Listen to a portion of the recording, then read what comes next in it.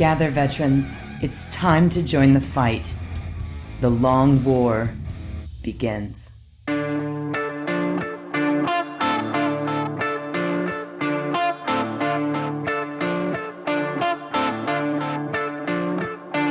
This is The Long War.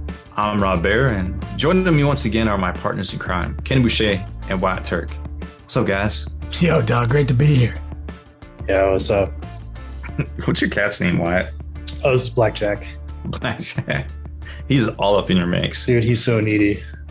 Yeah, you're holding him like a little baby.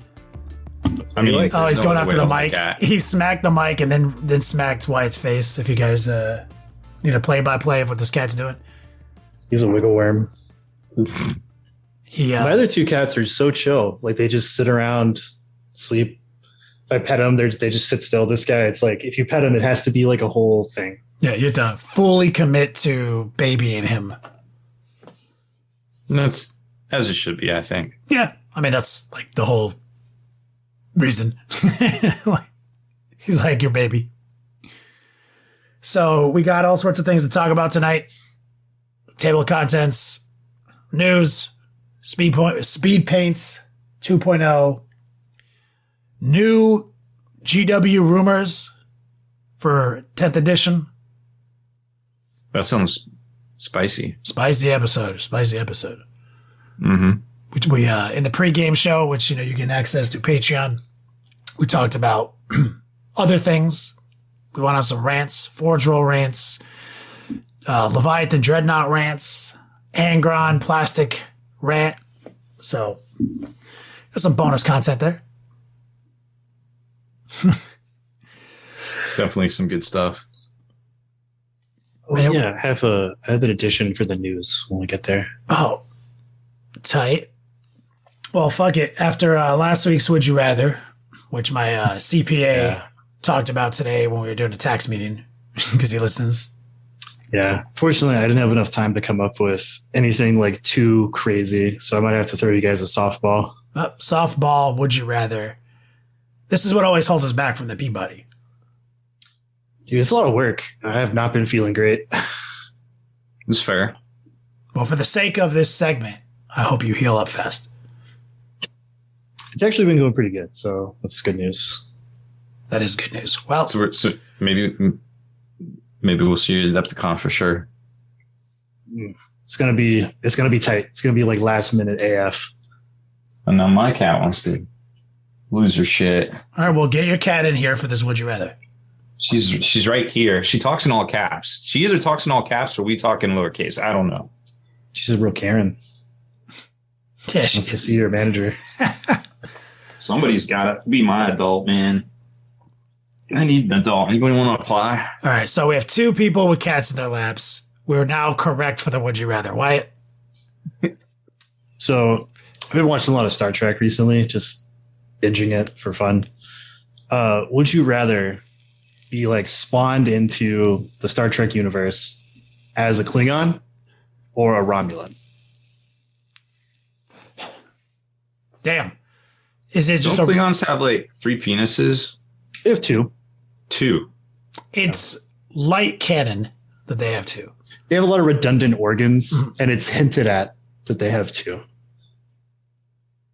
Like in the same spot? Well, it's stated explicitly that they have 2 urinary tracts. So take that as you will. Mm-hmm. Huh. So, am I a Romulan secret agent or am I like a Romulan cook on a spaceship? Like, what am I? Is it random? No, you're just like spawned in and then like you're... I just live in the Romulan Empire somewhere? Yeah. Like just a regular ass dude? Romulans like... Yeah, like, it's like, what? Aren't they like basically like split offs of Vulcan? They have a common ancestor. They're like cousins. Yeah. Okay. Romulans are known for being like shady spy masters and Yeah, I got that. But that's like they have sick tech, no doubt. But like we're not talking like I'm on like their flagship or anything. We're talking like I just exist in the Romulan Empire or the Klingon Empire. Yeah, and then whatever you want to do, that's up to you. But so as a Klingon in the Empire, just chilling, doing my thing, I think that's pretty enticing, honestly. Like, because they are feudal, right? They got a lot going on. Klingons pretty cool. But they also have like lots of cause to adventure, you know? Yeah. And being utterly obliterated is like socially acceptable. Like being, you know what I mean? And they also like drunk all the time. They also have like notoriously baller coffee as well. So they have like some of the most popular coffee in the galaxy in the current, you know, universe that they exist in. Rob's really thinking about this. I don't know, man. That's right, Raktajino. Zenwu. If anyone has a bad haircut, it's bad. If anyone has bad haircuts, is it bad? Don't ask any. Fair. So as a Klingon, though, you're supposed to be like pretty strong, tough. You know, it's canon. You can come back from breaking your spine, redundant organs, 2 dicks. Man, that's a tough sell. Also, violence is a part of your culture, you know. So you. I'll be honest. That seems like a lot to adapt to. Either of them is like. Romulans are also like straight up like fascist, like in their like. So you're also going to be like fully under Big Brother, like in that society. Whereas like Klingons are full on, like feudal, feudal, like families everywhere with sick ass fucking secular divisions and one emperor in charge. Like, and that's constantly, so there's a lot of action, excitement, but ultimately if you're out there just doing some Klingon shit and having an adventure, no one gives a fuck. Like, but you know, you have to adapt to some real rough sex. Getting punched in the face as like a greeting sometimes. A lot of biting. Yeah. A lot of biting. Yeah. Yeah, but you know, in the Romulan Empire, if you get called out on something, they're gonna hit you with a Romulan disruptor. Whereas like in the Klingon Empire, somebody will like just beat the shit out of you and like leave you with a black eye. You know? Mm-hmm. I mean, Klingon for me, like 100%. Like, no doubt. I'm going on adventures. Some people are asking about Ferengi. I didn't include those because the Ferengi are somewhat they've aged poorly. Mm-hmm. Yeah. Yeah. Yeah, they have. Yep. I don't know. I guess I'd probably go Romulan. I don't know a whole lot, but like kind of seems like my speed. Although, man, the 2 dicks, that's a lot to adapt to. Like, yeah, but I could see the benefits.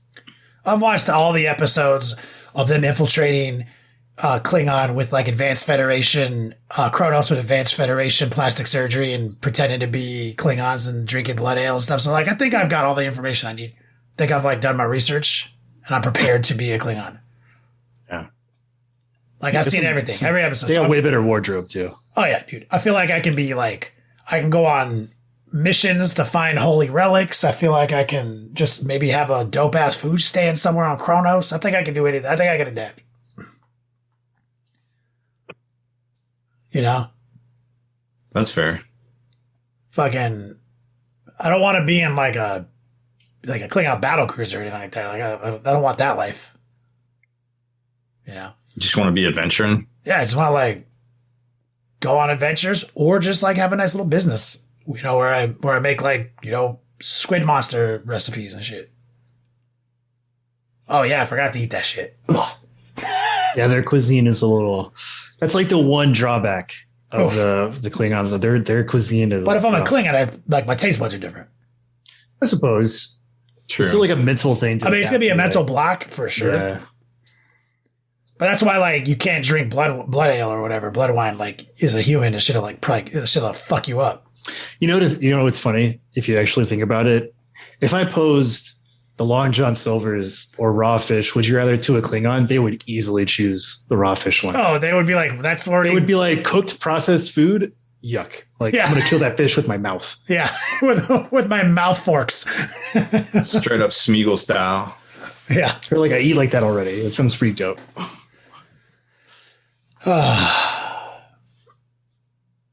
Well, thanks for bringing a Star Trek one in. We got batlifts. No need, which is an equally terrible concept of a weapon to a lightsaber. They seem to wield them pretty efficiently, though. Yeah, I mean, it's all fake. Movie choreography, yeah, but like they're like, what's the point of it? Like, it's like, you know what I mean? Like, I think it's just supposed to be brutal. Like yeah, but like they do all these, like Worf does all these katas with it, and if you really just kind of look at the balance and the shape of that weapon, you're like, no, you would just use an axe, dog. Like, just fucking use an axe. Just as preposterous as a lightsaber. Which I love the Rick and Morty where they drop the lightsaber through the earth. Oh, it just goes, yeah. I think I missed that one. Did you see that Dan Harmon has a new show? How is that even possible? Well, he kind of like got over the troubles that he had. The guy who got in trouble recently was Justin. Yeah. Oh, right. So Dan Harmon, he has like a new show, and it hasn't aired yet. I think it got pushed a little bit, but Fox already renewed it for 3 seasons. So it must be pretty sustainable. Yeah, it did well in screenings or whatever. Yeah, no doubt. Well, solid would you rather, Klingon and a Romulan, that makes sense, but I think based on our personality traits anyway. You could say that. So you got some Mantis news for us or some Blizzard news? We're going to call it cat news today. Oh, it is cat news today. Yeah, it's definitely. I'm surprised you can't hear my cat purring. She is loud. She's loud AF. Yeah, so. Kapla. I forgot. I didn't even use any Klingon language. How did you not do that? Yeah. All right. So once again, we got new GW releases this week. Doesn't matter because they're all allocated. Who cares? The new Regiments of Renown, all different prices. Doesn't matter. There's about $25 value in each one. If you're looking to pick them up, they are allocated at least this week. But they've been letting stores reorder pretty much everything the next week. So make of that what you will. So those will all probably be available general release in a week, I guess. Caradon Overlords are getting a Vanguard box for $140. They're also getting that new Code Right book thrower guy for $35. Looks kind of neat. They got the book, $55 as well. And a new Warhammer Underworlds box for $42. Just a friendly reminder that all the GW price increases will go into effect on Monday, March 6th, unfortunately. It's about an 8% increase across the board. It does include Forge World stuff, etc. So a lot of things will be getting a price increase on Monday. So plenty of opportunity out there to find stuff at decent prices still, from hopefully your local retailers can maybe get some last second orders in for you, or you can check out eBay. There's a lot of good deals on eBay for new unboxed stuff, shockingly, still out there. And, always used stuff is always going to be a good way to go if you can just put a little bit of time into it to knock things out. So unfortunately, allocations look to be still be a thing. If you're in the Magic the Gathering, there is a Lord of the Rings set coming out. Pricing's out. It's not very much more than normal pricing that you would expect. Very similar to Baldur's Gate. If you remember that from last summer, the D&D set. Not super public is the Commander set pricing that comes out, the new Commander Master set that comes out in August. The pricing is exorbitant. 4-pack Commander boxes, I think, if I remember correctly, are retailing for something like $200+. Let me go get the pricing right here. I thought I had it up. It's kind of makes no sense. And trust me, the cost to stores is much higher than normal as well. So the the suggested retail or the direct to consumer prices from Wizards of the Coast to consumers for the Commander decks, they're all about $78 each. The set booster boxes are $420 for 24 packs. That is the Wizards of the Coast direct to consumer price. The draft booster boxes are $309, and the 4-pack Commander box is $227. 4 packs. The crack addiction is real there, though. Buying a box of card packs and opening it is just like smoking rocks. I mean, at these prices, I can't. I mean, I was going to get some of this, but I'm not now. I'll just buy the singles I need. Like, yeah, first off. Yeah. There's no realistic world. And the thing is, I think in a lot of cases they dangle, hey, there's cards in here that are worth X dollars, you know, and you might be able to pull them. And that's cool and all. But you know what? Before I spend $230 on 4 packs of cards, I'll just buy the damn $80 card I need and be done with it. Yeah. Need is that's the crack. Word. That's the crack. That's the gambling addiction. That's how they get you, man. It's shocking. How that is legal, I'll never understand. I don't even know what to. I was speechless when I saw this today, and I saw the actual cost to stores for this stuff. Like, the cost to stores is more than what the normal retail of the last set was, you know. So anyways, just keep that in mind if you were looking forward to the Commander Master set. I know I was, but I'm not anymore, unfortunately. Not for that. But I'm sure now. I'm sure it'll do well for. I'm sure they plan to sell the amount they made, and the people that are out there that are going to buy it are going to buy it, and the people that won't. So, you know, vote with your hobby dollars there for sure. Joy Toy put out their initial 2 releases for the Infinity action figures, the Infinity the Game action figures. Oh, cool. There's some mech and some infantry troops that look pretty dope. Those will be out in May, but you can pre-order them now. I need the US Ariadne. They are not out yet. I need like the Chuck Norris stand-in, and I need the Matthew McConaughey stand-in, and I need a Devil Dog. Oh, Van Zant. Is that his name? Yeah, it is Van Zant. Yeah. It is Van Zant. Literally his name from the movie. Literally. Which is a county in Texas, as I drove through Texas and realized that. Mm-hmm. I was like, holy shit, I'm in Van Zant. Wait a minute. Dragon free, you will notice. You will notice that Texas. There are no dragons. Yeah. Yeah. They should have put that underneath it. That would be a great selling point. Instead of it's like, you know, instead of Van Zandt established 1903 or whatever, it should say like Dragon Free since 1903. Some shit. Good selling point to me.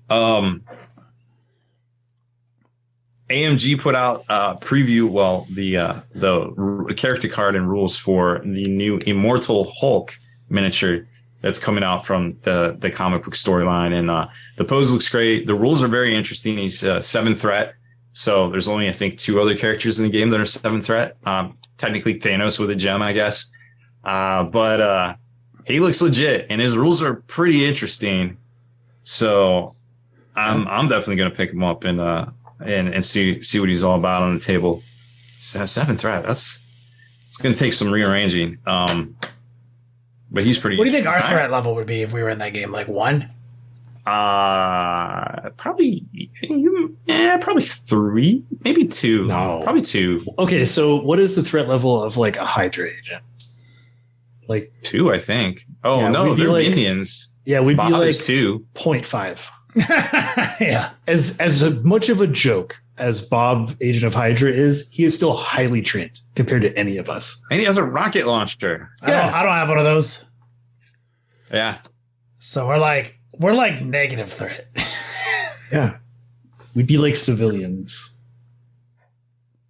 Basically. We'd be civilian tokens. Yeah, we'd be tokens. We'd be that guy that you have to like the actual players have to like save. Have to fight over. Like, oh, help me, Spider-Man. Yeah.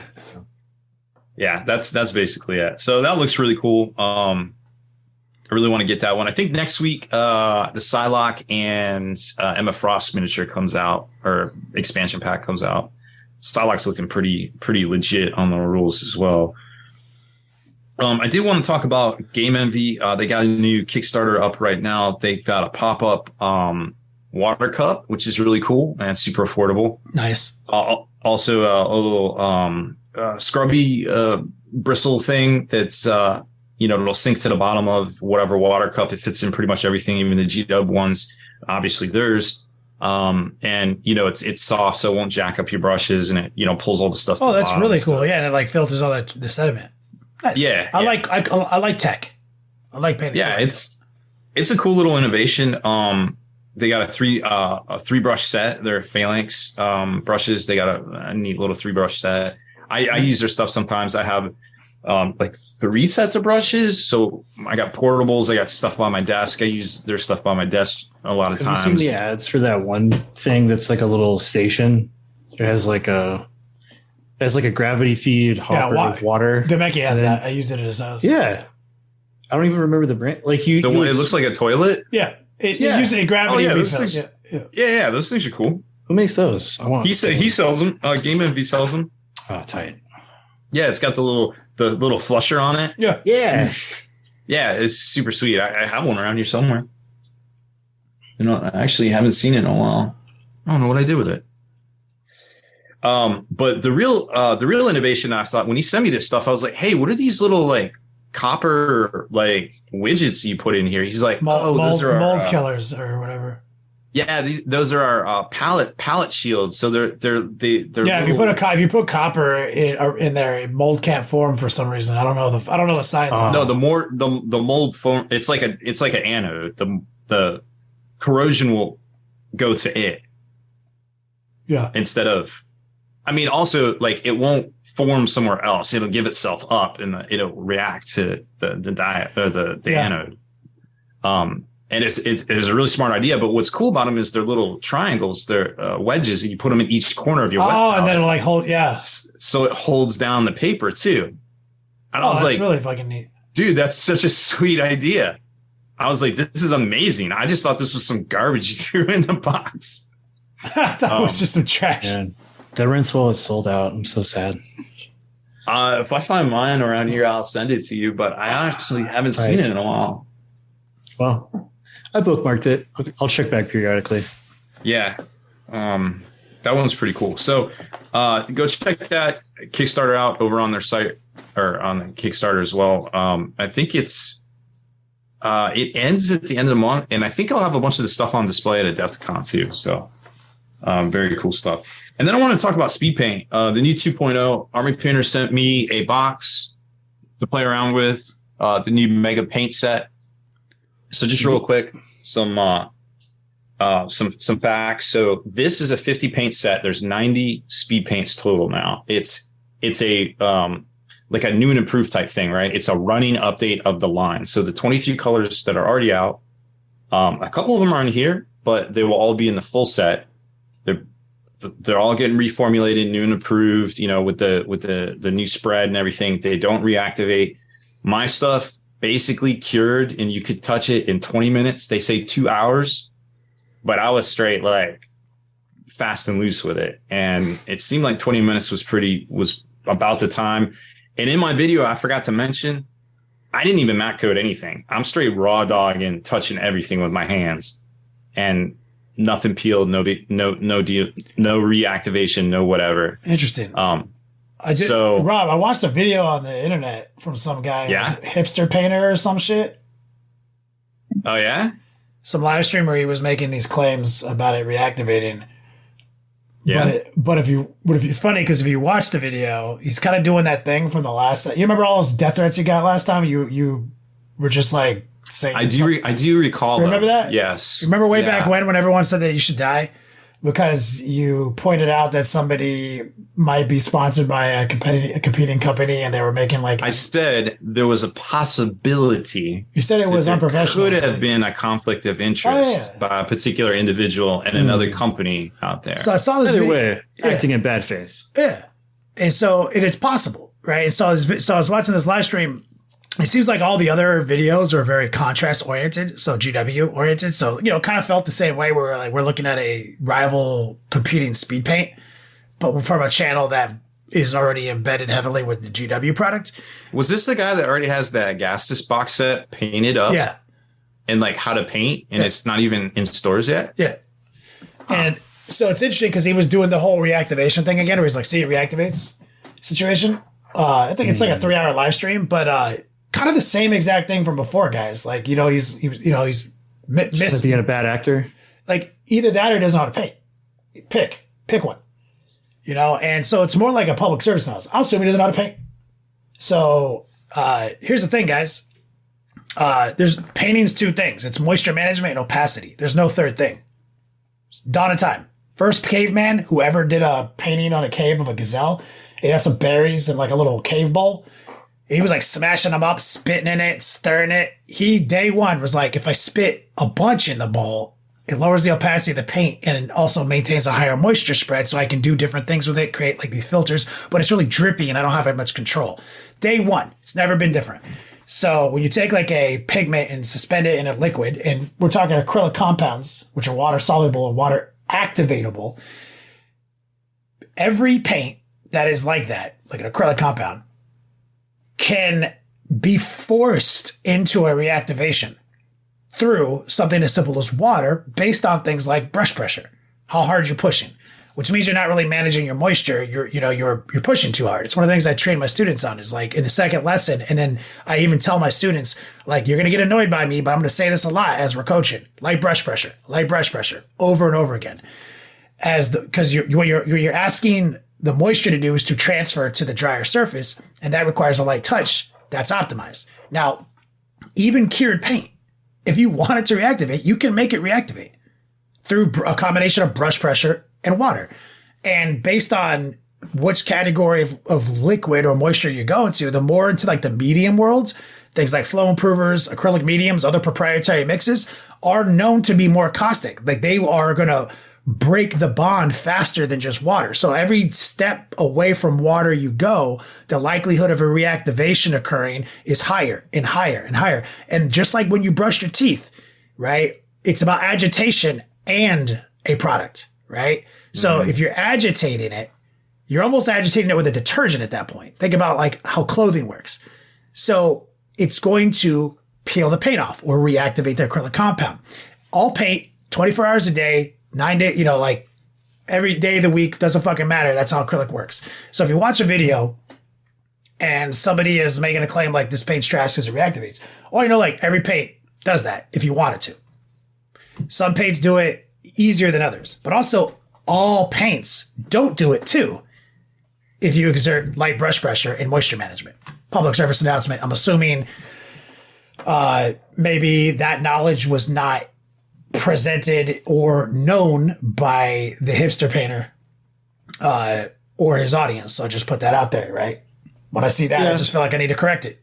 That's a little sus. Like if every single video on their channel is like contrast plus, how to paint this, how to paint that, and the only products they feature are Games Workshop products, then they do a review of a different product and it's like hella negative and kind of in bad faith, like it's pretty sus. No doubt, but I'm going to take them at straight face value. You don't know how to paint. I'll help you, dog. That's my job. You're not nefarious. You're not doing anything shady. You just don't know how to paint. I got you, dog.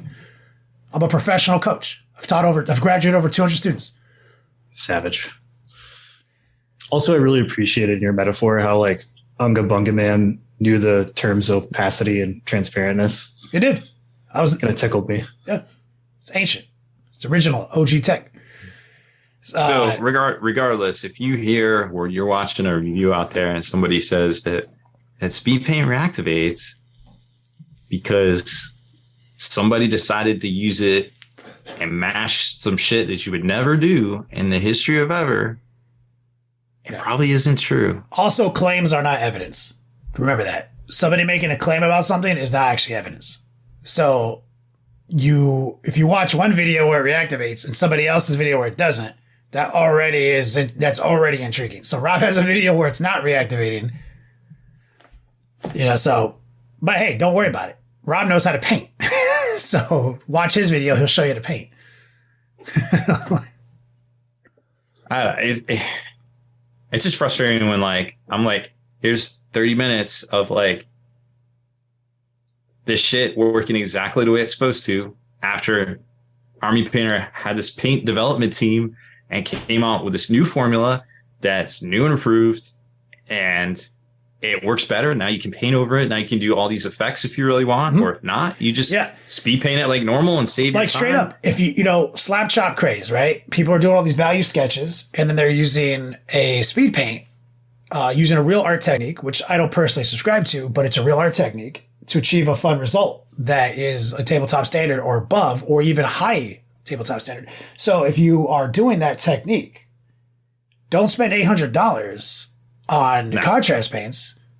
Buy Speedpaint 2.0. That's kind of like informed purchasing decision. We our whole thing here is sometimes the thing that's the best is the most expensive.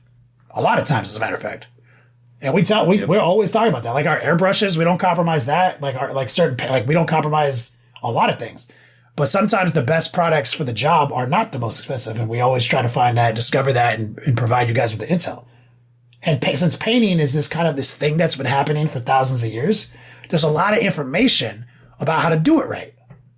But also there's a lot of hobbyists who are painting miniatures, which is a completely different thing, right? Mm-hmm. And they are not aware of painting as an actual, technique that's been around for thousands of years. So there's other things that maybe you're missing that can improve your paint game, like light brush pressure, managing your moisture, things like that. Army Painter, they make great products. They make a lot of decent paints. They make the best washes in the world. They make average paint brushes. And they have a speed paint that is affordable and usable. And if that's your thing, go buy that shit, man, 100%.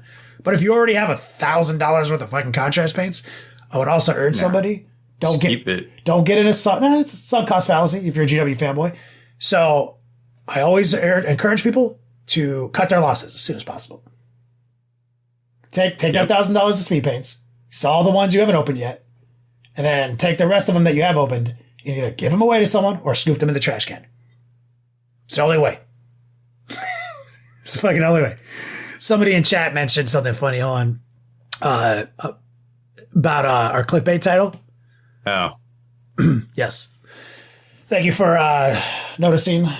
I lied to you. I made some shit up in order for you to come here and watch this. I feel like that's pretty much all of the internet at this point. Yeah. Welcome to the internet there, champ. I think he was, I don't think he was mad. Nah, yeah, I think they're complimenting the titles. Yeah, I think he's down. I think he's down to hang. I don't get any compliments for my titles though on my site. No. Is your cat gonna 3D print? What's he doing back there? About to get a spanking. But shout at him. About to get a spanking. Yeah. He's like, oh shit, I've been spotted. I've been spotted. Don't knock that fucking Charybdis over or whatever that Dreadclaw. He was about to knock over that big container of whatever it is. Oh, that fucking Dreadclaw got wobbly for a second, bro. Oh, it's just it's just a plastic one on a flight stand. Oh, thank God. I don't buy shit from Porterville, dog. Thank God. That's right. We talked about that in the pregame. So back to the clickbait title, where we have this new we're calling it the manifesto of 10th edition rumors. Originally posted on Spiky Bits. No. Oh wait, I just found it. No, that's what I'm saying. That's when it was exposed. Okay, you're right. It wasn't originally posted on Spiky Bits. A lot of people have discovered it over the last 24 hours and are posting it around Discords and stuff. And it's got a lot of claims. It's pretty interesting. What jumped out at you? What jumped out at you from what you read, Wyatt? Hold on. I forgot to do this because you guys got onto a tangent, but I did have an announcement. Oh, yeah. Sorry. That Xenos Petting Zoo, XPZ, the greatest 40K team there ever was or ever will be. We're hosting a tournament. We're hosting a major in the month of November this year. It's called the California Cup. You can find it at CaliforniaCup40k.com. All one word. Tickets are open now. So make sure you snatch up a ticket. And I'm just going to go ahead and post it for the people watching live as well. more information to follow, but we're letting people buy tickets now. That's exciting information. So we got another SoCal big event to look forward to in the calendars now, potentially. Down in sunny San Diego. That's one of my favorite places to go play 40K. I'm excited for that. Sorry. All right, continue with your... No, I was kicking it over to you because we're going to talk about these rumors. And I want to hear your hottest opinion on how these rumors right now. Oh, I think this entire thing is super sus and not to be taken at all seriously. I mean, that's every set of rumors out there. No, it's not. I mean, some rumors come from more reliable sources than others. This one in particular definitely seems super sus. No, we definitely have a different category of rumors, Rob. Right? Right? There's like another set of rumors that seem to almost always be right that we get. Sometimes. I mean, this one there isn't. Whoever did this obviously spent a lot of time referencing other stuff. And what is it, like 50, screenshots of what app discussions? It's 50 pages. It's 50 pages of chat logs, basically. Like, I mean, it's easy to chat for a while, sure, but it's like, pretty extensive in its like complexity, I suppose. So you think it's sus and not to be taken seriously at all, Wyatt? What do you think, Rob? I think it's 50-50 for sure until proven otherwise. That there is some stuff in there that is interesting. But I think So here's what we zoned in on, right? This is what we zoned in on. Was this advantages and disadvantages concept. And from what we understand, what the manifesto was claiming, and this is one of the reasons why, sometimes these things look accurate even if they're not, is that we feel like the last set of rumors we got, which is saying there's no toughness value in 40K 10th edition, which we talked about how that's actually a cool thing because AOS has already been doing that with the concept of a weapon and the data slate just has a hit roll and a wound roll, right? And how the rate of play is is so much faster when you're not like holding a bunch of dice in your hand and rolling them. And then you're like, all right, I hit on 3s. My strength is 5. What's your toughness, dog? Huh? What is it? And he's like, oh, yeah, my toughness is 4. And you're like, oh, that means I need this. That part's gone. You just know it's a 3, then a 3, or a 3 and a 4, whatever it is, right? And so if we can agree in this chat, three people in the chat, in this call, is GW trying to streamline this game? What do you think, Rob? Yes. Why? GW has an active reason to be more involved with the game to make it more playable in a tournament setting. I think it's just easier for newer people to get into. Their motivation. GW's motivation is definitely to streamline the game. We agree on that? Yeah. They're competing with so many external factors for people's time right now. Right. I think if the game is more streamlined, it becomes easier to balance as well because they have 20 something different factions and all their data sheets and crossover and all that stuff. So it's like if you remove some of the, I'd say, needless complexity of the game, because some people, like me and Kenny included, we enjoy 40K because it is a complex war game. It's not checkers. So anything that would streamline the game to make it easier to play, to make it snappier to play, to have less like weird rules interactions, streamlining to get to the same result, right? You get the same end conclusion with less confusion. Like that's what I believe they're trying to do, right? That was like an example of that is Disgusting Resilience when it moved from 5 fatal pain to -1 damage is mathematically nearly identical in every circumstance. Sometimes it's better, sometimes it's worse, but literally on paper, almost the same thing for faster, right? So like take an interaction out that does almost the same result, right? Like things like that was what we mean by streamlining, I would think, right? It's like that kind of idea. And so going to like, fuck toughness, like a power fist, has a hit roll and a wound roll, blah. That And so let's talk about this for 1 second. There's only like really 3 numbers that we're rolling half the time, like most of the time, right? It's where you're rolling 3, 4, and 5. Like this thing needs a 3 to hit or a 3 to wound, a 3 to hit or a 4 to wound, sometimes a 5, right? So it's like kind of like most of the rolls in the game are just half the die roll that are required. Even though we have this like matrix of like strength to toughness, etc. We all have some way of cheating the rule to be back to a 3 or better, whatever it is. So you can kind of assume there could, streamlining the mechanic of hitting and wounding to just hovering around those 3 dice rolls in every circumstance based on like RP of weapon type and its purpose. Like melted guns do this. This is why. Things like that makes sense. So that's why, while I agree with Wyatt more than Rob about the sus nature of this document, it does got my wheels turning on this advantages, disadvantages concept. Rob, did you read up on that? Yeah. Like the concept is to chat that like a plasma gun hits on 3, wounds on 3, right? But maybe it has. Well, the concept is there is no wound roll. Oh yeah, sorry, Right. it just hit. Sorry, the concept there is no wound roll, right?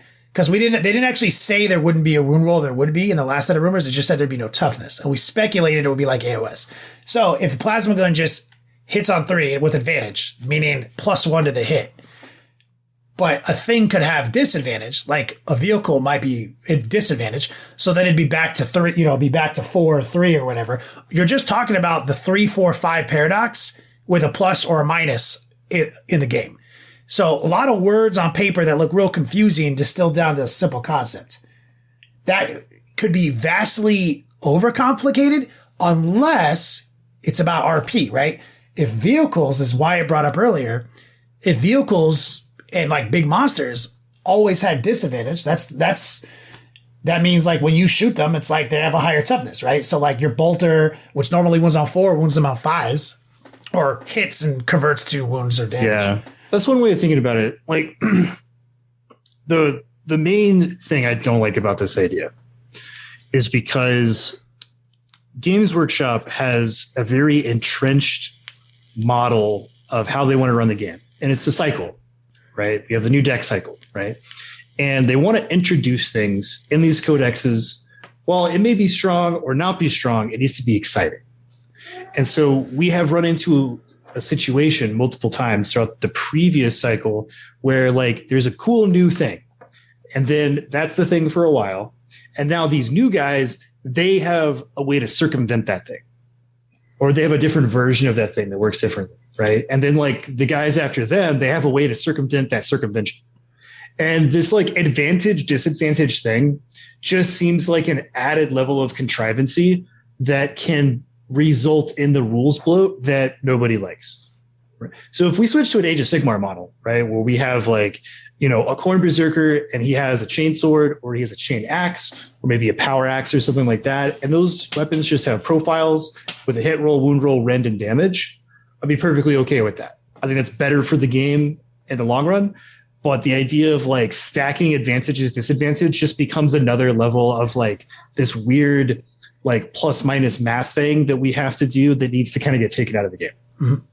Unless it's, and with an exception, if it's done with a lot of thoughtfulness. If it's done with thoughtfulness, meaning you don't just hand these disadvantages and advantages out. Like the keyword advantage is an RP. It's like a melted gun is for a task, right? So it has advantage because it's so powerful. Vehicles are supposed to be tough as fuck, but they haven't been. Yeah. So they would have disadvantage. If you keep it really tight, and you don't just hand it out because this guy has a war gear, or this guy has a thing, fuck all that. If we're just rolling the matrix of 3s, 4s, or 5s, and just the things that should be minusing 1 to the roll, like tough shit, do that. Right. And the really powerful guns are +1 in the roll. I would be fine if that is the system. If that is the system, it has to be done like that, clean. My GW cynicism chip is going off, and that they like to hand out those things like candy. Bloat. Right. And then there's inevitably there will be a thing that's like, well, I give you disadvantage all the time. So I have a rule that gives me advantage all the time. I'm all about what do we do? a bloat concept at the end of a season. right? The end I of would an much edition. rather it just be super simple, like Age of Sigmar, where it's just like these I agree. things just have way more wounds. And I'm just giving it the old, not automatically dismissing it. Like there is potential there. What it reads like to me is a guy had a sick idea and a bunch of ideas, and he wrote them all down so that people can, so he can see how people feel about his ideas, and presented it as real shit, which has happened before. That's not like just some shit I made up, There's a lot about this 50-page manifesto is a great word that is really I love it. off the wall kind of craziness. Doesn't make a whole lot of sense. Here's some low hanging fruit, like the concept of activations, right? That's been discussed in this community for like 20 years because other people play other games that are skirmish based that have activations that they like a lot, that have a lot of built-in complexity with less units that they enjoy. It's great when you have like 20 models at most on the table. Yeah. And so so they'll just arbitrarily say like GW needs to go to that. So that's been discussed like a lot. And then, now we see like now we see a version of that in like 30K, right?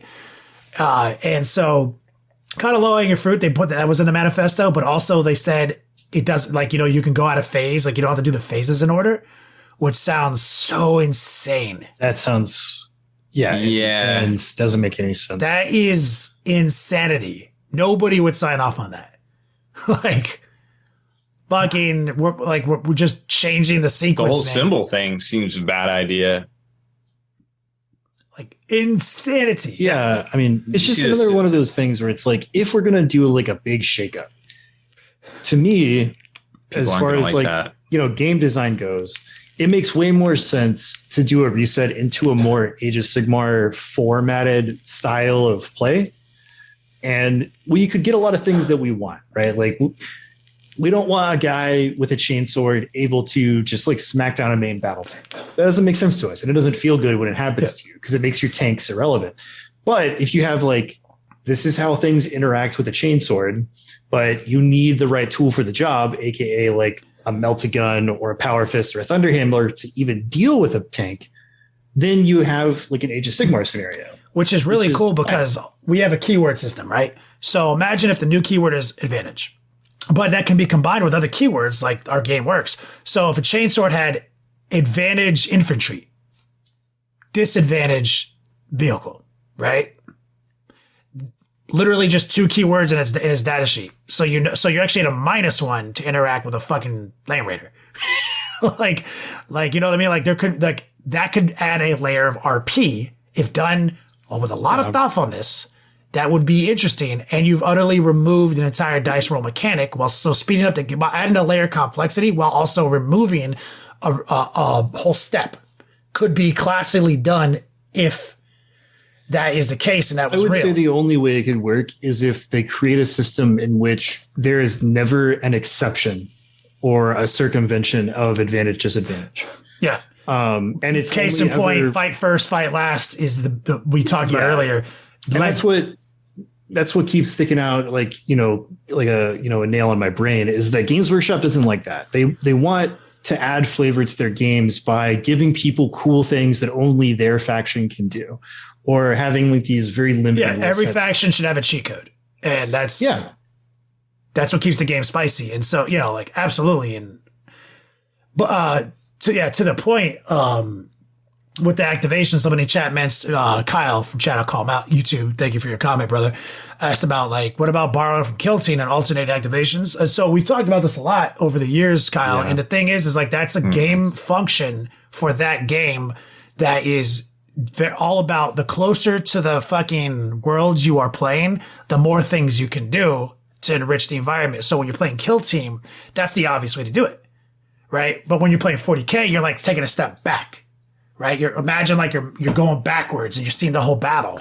So it actually slows the game down. Like imagine just my Blood Angel army, right? It's not even, it's I've got 2 units of 10 of these guys in a combat squad into 4 units. Then I've got a squad of Saturday Guard, a squad of fucking Death Company, a squad of Centurions, a squad of Assault Centurions, 3 different HQs. So, but now what we're doing is I go, you go. I go, you go. And you can't forget who's gone already. You got to make sure you're putting your little fucking tags down, everything. It doesn't actually make a turn any faster. All it does is let us both play. It just lets us both play, right? It's all, so forget about it because all it is a different style. I'm playing a turn-based war game. That's the style. If you don't like waiting 10 minutes for your turn outside of just a couple of die rolls and interacting with your opponent, if that is just something that annoys you, like the straight huge turn-based game is not for you, and but Kill Team works perfectly with alternating turns. And other games have way more complex layers like Infinity and stuff. So it's not a solution, in my opinion. And I would be very worried if like we went to a unit by unit activation system, unless we went down to 1,500 points, which is something me and Wyatt want to get started. Yeah, we're gonna bring it back. And so me and Matt, OTP HGZ, are going to do a series of exhibition matches at Adepticon this month. Fuck, I got to mail shit out to Rob. End of the month. We're going to play some 1,500 point games and 1,750 point games in the hall and play and just fucking try and just do some data.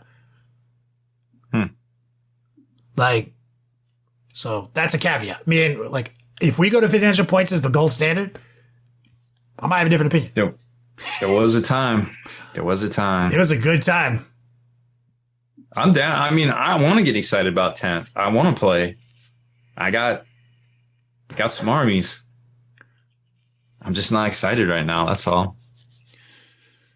No, it's also very natural to have a lack of motivation when we're at the precipice of a edition change. But that motivation is only in one concept. It's like, do I start a new thing?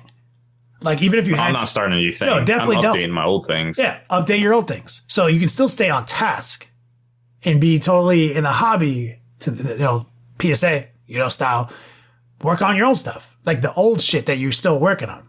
I'm not going to start anything new. I would never do that. But I'm pretty excited to see what the new shit looks like, what the new rule set looks like, so that I can guess to the scheming, Like being all the Discords, being all the Facebook chats with my bros, and just scheming up new gangster shit. Having some like fresh things, maybe some new mechanics would be great. I'm actually of the mind that what we are going to get is sort of the same transition between 8 and 9, where we're going to have a cleanup of stuff and we might have some new mechanics, but nothing that's going to completely invalidate all of the codexes until the next cycle. I agree. I think we have evidence to support that with like how the World Leader Codex looks and the Guard Codex looks. I think that, it's not going to be nearly as harsh as when we went from 7th to 8th. But we wrote an interesting editorial because Games Workshop has to be really careful how they roll this out, because the minute they say one of the things that's been rumored, everybody's going to immediately assume that all the rumors are true, regardless if they are or not, and make assumptions based on that, because that's the world we live in today. So I feel like GW needs to come out with a whole page, like straight up, like this, and this. And if something's been rumored and it's not happening, they need to come correct. Well, I mean, in a way they're going to, because if we're going to get any lead up to this at all, it's going to be at the big showcase at Adepticon. No. And that's where they announced 8th. Warhammer Fest. Oh, they have their own Warhammer Fest again? Yep, and it's big. It's going to be a huge spectacle, and it's probably going to be all there. Well, when is that happening? First week of May, I believe. That would make a little bit more sense if we're expecting a June release. Yeah, so don't be disappointed if there isn't anything about the new edition at Adepticon. I mean, there might be supposedly the line's coming out. We still know there's that Azrael box that'll probably come out first week of April, with Vasher and all that, and the new drop with the new Arc of Omens book. It's probably going to be Orcs versus Tower or whatever. So there's all that. There's still stuff to look forward to. There's still stuff to scheme on and get. But as far as new edition teasers and stuff, it's probably not going to be till the first week of May. Yeah. But they have to be really careful with it, just because of those reasons. Yeah. I get it. But They should know that by now. The thing is, always never forget this, guys. Is like as many dumb decisions as GW makes, right? For us, because we're only one thing. We're customers and players, right? And wargame enthusiasts for this this lore, this IP. But at GW, there are like two things. There's a group of people who advocate for shareholders and a group of people who advocate for the game. Right? There's actually more than two things, but like just we only care kind of about that one part, right? We care about our models and our game. So for every decision that is trash and like seems to be in direct opposition to our needs, our desires, our loyalty, there is, I promise you, somebody there arguing and fighting for this fucking game. It's just that they can't always win because somebody else is fighting for this other group of people who, so when we say like GW only cares about one thing, it's money, right? Sure. All business. But how do you get that money? You have a product. And if part of that product is making a customer base happy, then while in pursuit of the only thing that matters, which is money, you're making people happy. Sometimes that's hard to convey to a group of faceless individuals who don't actually sit in that room, but have representation in that room. Like sometimes that's hard to convey. So like somebody at GW knows this to be facts, that knows that if they do this, this is bad. If they do some of the stuff Rob said, that would be a disaster. And yeah, so even if that result occurs and it's the worst possible result, like somebody there knows that. Somebody that's been working at GW for 20 years who's all about this game and wants us all to play this game and be happy is fucking just as mad as we are. Like, I certainly hope so. But we will be watching with what's the Emperor say to? Oh, Emperor has we'll be watching your career with what's he say to Anakin? We'll be watching your career with great enthusiasm or something. Is that a Lord of the Rings quote? What is that? I can't with you right now. It's like Anakin, though. Anakin is the pod racer. He's the pod racer, yep. It's the only thing he's known for, right? He hasn't done anything else? Nothing else, no. Not once. Like that Quisex Hatterack guy? Yeah, nice. I approve. How did we get here? I approve of that. Yes, as Chad has mentioned, two strong sound. Chad says, solid attempt at the quote. We will be watching your career with great interest. We will be watching your decisions with great interest. We did it. So if anybody wants to get caught up on this rules manifesto, they can check out Spiky Bits right now. Yeah, we got the link to the 50-page download if you want to read through all the chat. It's pretty interesting. Yeah, let's do it. I'm sure it's floated around. I'm sure there's some floaters. Well, I feel like we covered a lot of content. Don't forget, guys, XBZ has a new event. You can check them out. That's pretty cool. This is an exciting California-based gaming club. We've got Adepticon on the horizon, Long War doubles. We've got so much action, right? We're just going to keep you guys updated all throughout the month, and then we're all going to, hopefully all of us will be in Chicago. We're pulling for our boy Wyatt here. Speaking of Wyatt, you want to take us out? Rob. Oh, lame. So that's it for this one. Head on over to thelongwar.net for exclusive content, early access videos, and more. Become a veteran of the Long War today.